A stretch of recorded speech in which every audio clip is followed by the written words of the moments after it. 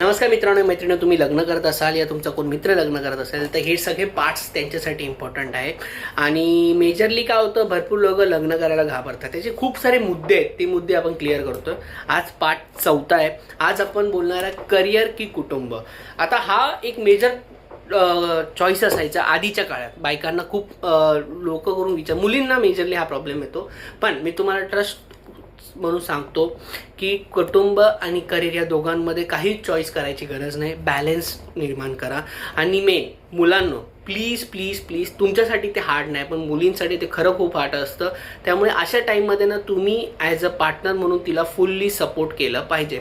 आता भरपूर लोकांचं ना स्वप्न असतात, ॲम्बिशन, कारण सगळे शिक्षण करतात आजच्या टाईमात. 95% लोक शिक्षण तर करतात.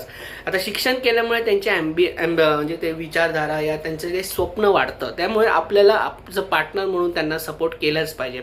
आता मुलींना कसं असतं, लग्न झाल्यानंतर लाईफ थोडीशी हार्ड होते, घरकाम वगैरे, करिअर. आणि मुली मेजरली लग्नानंतर खूप फ्रस्ट्रेटेड राहतात, कारण त्यांना ऑफिसचं पण टेन्शन आणि घरचं पण थोडं मोठं टेन्शन होत राहतं. पण ॲज अ मुलगा म्हणून तुला तुझे कर्तव्य खूप जास्तपणे हे करायचं आहे. आणि ॲज अ कपल म्हणून तुम्ही लोकांनी काही काही गोष्टी ठरवून घ्यायच्या की कुठल्या कुठल्या कामामध्ये तू कुठल्या कुठल्या गोष्टीमध्ये मदत केली पाहिजे, हे आधीच ठरवा. दुसरी गोष्ट की आई वडिलांची थोडी तरी मदत घ्या. त्यांना असं डायरेक्ट असं नाही मदत नाही असं नाही, घ्या थोडी थोडी मदत आई वडिलांची घ्या. त्याने तुमचंच लग्न नीट टिकवून राहील.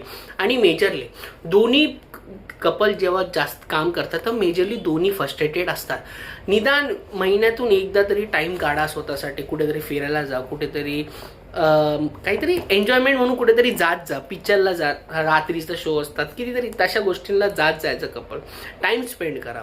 आणि ऑफिसचं जे पण फ्रस्ट्रेशन असेल ते प्लीज ऑफिसमध्ये ठेवा. पण करिअर आणि कुटुंबामध्ये चूज करायचा वेळ आला तर प्लीज दोघांपैकी कुठलं चूज करायला जाऊ नका.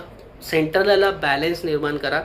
कारण आजच्या काळात काम करणं जरुरी आहे, कारण संकटाच्या वेळी कधीही येऊ शकतो. त्यामुळे जेव्हा दोन्ही पार्टनर खंबीर राहतील ना, काही टेन्शन घ्यायची गरज नाही. आणि कुटुंब म्हणून सगळे रिस्पेक्टिव्ह असतं, काही टेन्शन घेऊन. आजकालच्या पिढीमध्ये भरपूर बायका आहेत, थोड्या काही काही लोक पागलमंद असतात, पण ते तुम्ही आधीच क्लिअर करून ठेवा तुमचं. पण काही काहींना जर समजा करिअर नाही करायचं आहे, घरचे कामं करायचे, it's okay, it's very good. काही चुकीचं आणि काही कमीपणाचं गोष्ट नाही.